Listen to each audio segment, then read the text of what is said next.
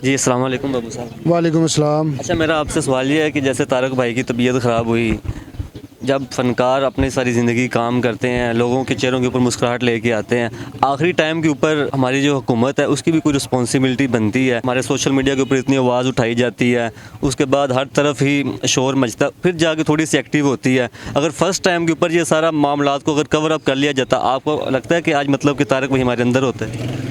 नहीं, ये तो अल्लाह की तरफों एक दिन मुकर्रर ਹੁੰਦਾ ਤੁਹਾਨੂੰ ਪਤਾ ਹੈ। ਕਿਸੇ ਦੇ ਪੈਸੇ ਲਾਉਣ ਨਾਲ ਜਾਂ ਕਿਸੇ ਦੇ ਪੈਸੇ ਰੋਕਣ ਨਾਲ ਮੌਤ ਨਹੀਂ ਰੁਕ ਸਕਦੀ। ਤੇ ਗਵਰਨਮੈਂਟ ਜਿਹੜੀ ਉਹ ਹੈਲਪ ਕਰਦੀ ਵੀ ਹੈ ਫਨਕਾਰਾਂ ਦੀ, ਲੇਕਿਨ ਉਹ ਗਵਰਨਮੈਂਟ ਨੂੰ ਆਪਣੇ ਕੋਲ ਵੇਲ ਮਿਲੇ ਤੇ ਕੁਝ ਕਰੇ। ਹਾਂਜੀ, ਤੇ ਤਾਰਕ ਡੈਡੀ ਸਾਹਿਬ ਜਿਹੜੇ ਨੇ ਅਲਹਮਦੁਲਿਲਾ ਉਹ ਸੈਟਲ ਸਨ, ਉਹਨਾਂ ਨੂੰ ਕੋਈ ਫਾਈਨੈਂਸ਼ੀਅਲੀ ਪ੍ਰੋਬਲਮ ਨਹੀਂ ਸੀ ਅਲਹਮਦੁਲਿਲਾ। ਮੇਰੀ ਵੀ ਲਾਸਟ ਟਾਈਮ ਉਹਨਾਂ ਨਾਲ ਜਿਹੜੀ ਗੱਲ ਹੋਈ 2 ਦਿਨ ਪਹਿਲੇ, मैं उन्होंने पूछा, मैं कहा उस्ताद जी कोई हुक्म आर्डर कोई किसी ने कहना कुआना, कहते नहीं नहीं शुक्र अल्लाह पाक दा हर शै ओके वे, किसी ने नहीं कहना। बड़े लोगों ने मैंने दस रहे, कहते मैंने बड़े बड़े कॉल आ रही ने कुछ चाहिए दसो, तो मैं सब यही कह रहा कि नहीं यार कुछ नहीं चाहिए। सो बड़े खुददार इंसान सन, कभी किसी का मतलब कि एहसान घट ही लेंदे सन। जो सोशल मीडिया के ऊपर इतनी ज़्यादा आवाज़ उठाएगी कि तारक साहब की हेल्प करें, वो सिर्फ प्रोपोगंडा था। देखो मतलब कि ये तो प्यार ना लोग कहते ना उसकी हेल्प करो यार, प्रोपोगंडा नहीं होंदा। प्यार ना बड़े लोगों ने चैनलों पे भी कहा जी उसकी हेल्प करनी चाहिए, उसकी हेल्प करनी चाहिए। तो तारक साहब की ऐसी ख़ास बात जो आपको मतलब उनकी बहुत ज़्यादा याद है और जो आप शेयर करना चाहें? बस वो बड़े प्यार वाले सन, तो बड़ा प्यार करते सन, तो छोटे फनकारां नूं बहुत मुहब्बत करते सन। बस उन्हों की ये गल याद आएगी हमेशा।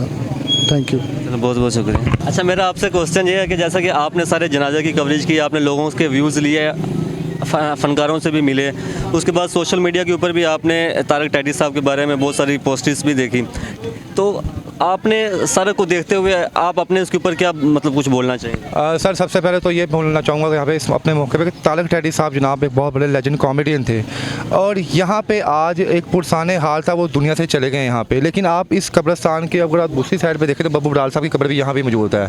10 साल पहले सेम यहाँ पे भी उतना ही रश था जितना आज रश यहाँ पे है, क्योंकि बताते खुद ये तो हम लोगों ने आपस में बनाया हुआ ना कि आप टैडी है, मैं मानुल्लाह हूँ, आप नवाज शरीफ है, मैं इमरान खान हूँ। अल्लाह की बारगाह में तमाम लोग एक जैसे हैं। तो मैंने इसका जो निचोड़ निकाला है वो ये निचोड़ निकाला है जहाँ के कि आप अपनी लाइफ स्टाइल को इतना बेहतर कर लें अपने अमालों को कि आपको अपनी आने वाली फ्यूचर ज़िंदगी का जो सिक्योर हो। डैडी साहब की कितनी उम्र थी? 45-50 साल थी।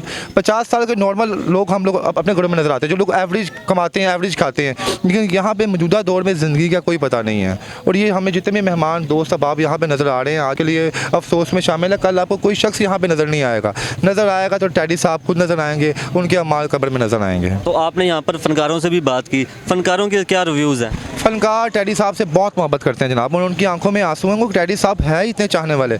मैंने जिन फनकारों को इंटरव्यू किया, किसी न किसी ने अपना कोई ना कोई एक वाक़या ऐसा शेयर किया कि मैं खुद परेशान हो गया।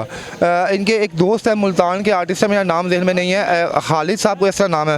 वो कहते हैं जनाब मैं मुल्तान में था, मैंने ड्रामा किया, जब टैडी साहब का पहला ड्रामा जिसमें ये मलंग टाइप बने हुए हैं, कहता तब मुझे अंदाज़ा हो गया था कि ये बंदा बहुत आगे जाएगा। कहता मेरा उनका स्टार्ट था, लेकिन मैंने इतना फेम नहीं लिया जितना टैडी साहब ने ले लिया। कहता मेरे हो गए हालात ख़राब। मैंने टैडी साहब को कहा टैडी साहब मैं लाहौर आ रहा हूँ, मैंने काम करना है, तो मुझे रहाइश मिल जाएगी? कहता है टैडी साहब के पास मैं लाहौर में 8 महीने रहा, और 8 महीने मेरा खाना पीना लजाना लजूना टैडी साहब ने अपने ज़िम्मे लिया हुआ था। टैडी साहब ने जाती दफ़ा ही मुझे 10,000 रुपये दिया, इमरजेंसी मुझे फौतगी आ गई मेरे इलाके में। टैडी साहब ने उस ज़माने में आज से 20-25 साल 10,000 पकड़ाया, उन्होंने कहा जा या अपने इलाके जा।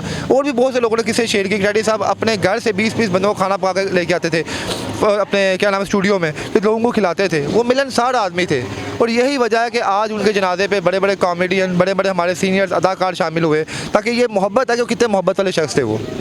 ज़िंदा शख्स की उतनी ज़्यादा इंपॉर्टेंस क्यों नहीं होती? मरने के बाद हम सारे उसके मतलब अच्छाइयों को निकाल लेते हैं, और उसके बाद उसकी अहमियत भी बन जाती है। इसके ऊपर आप क्या कहें? सर ये ज़िंदा लोगों की इंपॉर्टेंस इसलिए नहीं होती क्योंकि हम लोग बजाते खुद जो है अंदर से मर चुके हैं। जब हम अगर से खुद ज़िंदा रहेंगे तो हम किसी ज़िंदा बंदे को प्रोटोकॉल भी देंगे। हम लोग यहाँ पे यही देखते हैं उसके मरने के बाद, क्योंकि देखिए टैडी साहब के मरने के बाद ही लोगों ने चाहिए बताई ना उनकी कि टैडी साहब ये तो मुझे नहीं पता था टैडी साहब इतने अच्छे थे अपनी पर्सनल लाइफ में। लेकिन जब मैंने सुना तो मैंने कहा वाह यार टैडी साहब तो बड़े ग्रेट बंदे हैं। और ये भी अल्लाह का खास करम होता है ऐसे बंदों के ऊपर कि वो ऐसे बंदों की अच्छाइयाँ जो है उनके मरने के बाद ही वाजिया करता है, ताकि लोग उनको अच्छे लफ्ज़ों में याद कर सकें। बहुत बहुत शुक्रिया। Thank you sir.